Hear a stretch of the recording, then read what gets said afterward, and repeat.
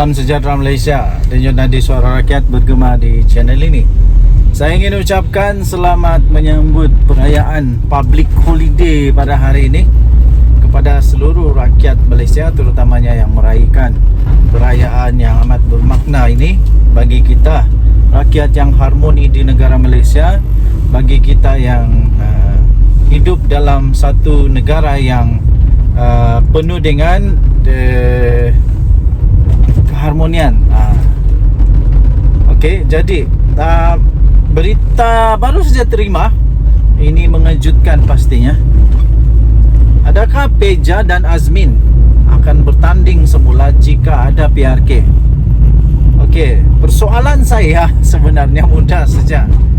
Sekiranya Peja dan Azmin bertanding semula, bolehkah mereka menang? Mungkin boleh bertanding. Tapi persoalannya, ada harapan kau untuk menang?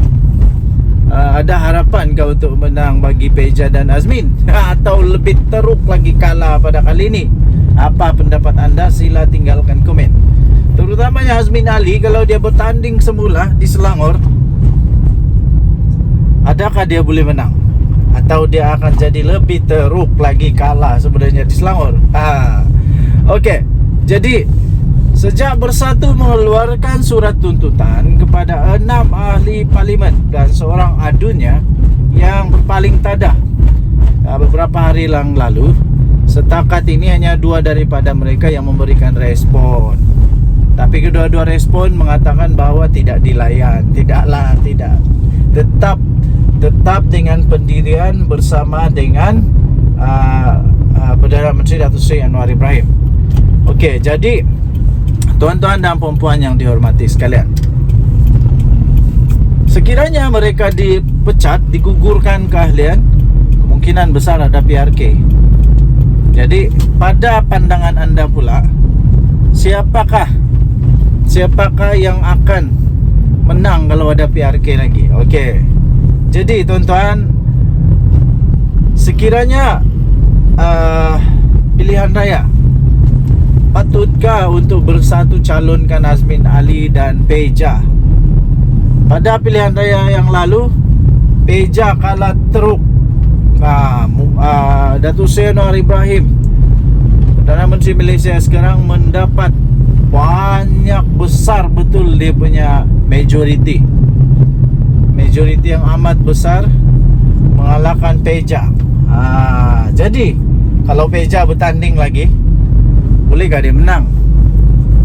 Kesannya nanti ialah, kalau dia menang, okey lah. Tapi kalau kalah, 2 kali kalah sebagai timbalan presiden pula tu. Kalau kalah lagi, patutkah untuk dia terus jadi timbalan presiden? Atau sebenarnya dia dah tak boleh jadi timbalan presiden dah? Tak layak dah.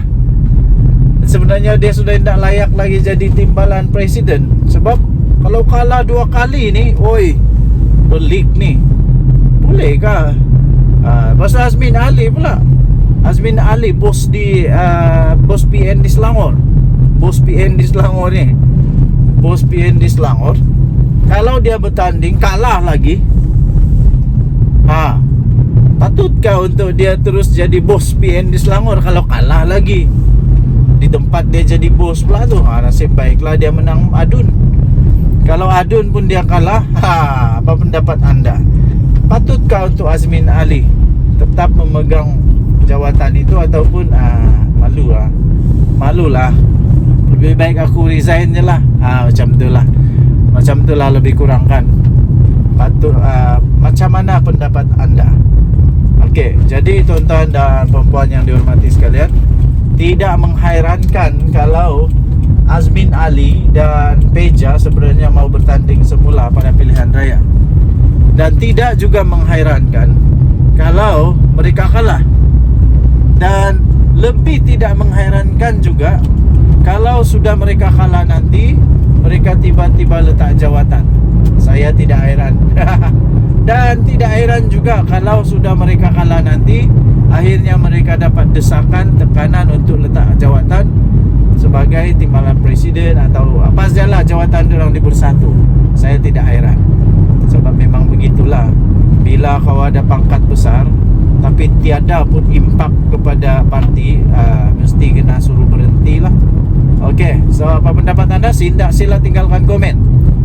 Denyut Nadi Suara Rakyat bergema di channel ini. Jangan lupa tekan butang subscribe, like dan share. Bye bye. Salam sejahtera Malaysia. Denyut Nadi Suara Rakyat bergema di channel ini. Cerita terbaru tentang Cikgu Bad. Cikgu Bad nampaknya kalah di mahkamah. 20 Mei baru saja diterbitkan ya. Hakim membenarkan permohonan pendakwaan untuk menyemak keputusan Mahkamah Session Johor Bahru menolak permohonan perintah larangan bersuara sebelum ini. Mahkamah Tinggi keluar perintah larangan bersuara kepada Cikgu Bad. Mahkamah Tinggi Johor Bahru mengeluarkan perintah larangan bersuara kepada ahli jawatan kuasa penerangan bersatu, iaitu Badrul Hisham Syaharin atau Cikgu Bad, daripada mengeluarkan sebarang kenyataan atau komen berhubung isu kasino di Forest City. Berita Harian melaporkan Hakim Abu Bakar Qatar membuat keputusan itu selepas membenarkan permohonan pendakwaan untuk menyemak keputusan Mahkamah Session yang menolak permohonan perintah sama sebelum ini. Beliau mendapati perintah ditolak Hakim Mahkamah Session gagal menimbangkan keseluruhan senario kes membabitkan responden yang didakwa atas 2 kesalahan berasingan di Mahkamah Session Kuala Lumpur, membabitkan kes hasutan dan fitnah terhadap yang di-Pertuan Agong. Ini memang kes berat. Kebetulan pula isu ini berada di Johor. Kebetulan pula Agong kita adalah dari Johor. Jadi memang kau lah kali ini kena Cikgu Bad kalau dia kalah. Jika perintah larangan bersuara tidak dibenarkan, katanya kedudukan yang di Pertuan Agong sebagai ketua negara tidak wajar untuk mencemar duli bagi menjawab isu yang ditimbulkan dalam media sosial. Responden telah diberi jaminan bagi kes-kes di Mahkamah Session di Kuala Lumpur dan Johor Bahru. Dalam keadaan ini, responden bebas menggunakan media sosial membuat hantaran atau komen berkaitan kes ini, kata Hakim ketika membaca keputusannya. Di sinilah Hakim Mahkamah Session gagal menimbangkan risiko nyata dan besar untuk responden mengulangi hantaran hasutan yang sama terhadap yang di Pertuan Agong sekiranya perintah larangan bersuara itu tidak diberikan. Mahkamah ini berpendapat bahawa perkara 10 Perlembagaan Persekutuan yang memberikan kebebasan kepada responden untuk bersuara bukannya hak yang mutlak. Hak bersuara ini tertakluk kepada sekatan undang-undang. Responden tidak perlu menggunakan media sosial untuk mempertahankan haknya atas pertuduhan yang dihadapinya. Responden akan mendapat perbicaraan adil sebagaimana dijamin dalam perkara 5/1 Perlembagaan Persekutuan. Responden turut diwakili oleh seorang peguam berpengalaman dan kompeten, kata Hakim. Abu Bakar berkata, berdasarkan alasan itu Mahkamah Tinggi menggunakan kuasa semakan yang ada untuk mengenepikan perintah penolakan larangan bersuara yang dikeluarkan Mahkamah Session terdahulu. Mahkamah ini mengeluarkan perintah larangan bersuara ke atas responden, ejen serta wakil daripada apa-apa hantaran atau komen di media sosial berkaitan kes ini sehingga perbicaraan selesaikan, kata Hakim.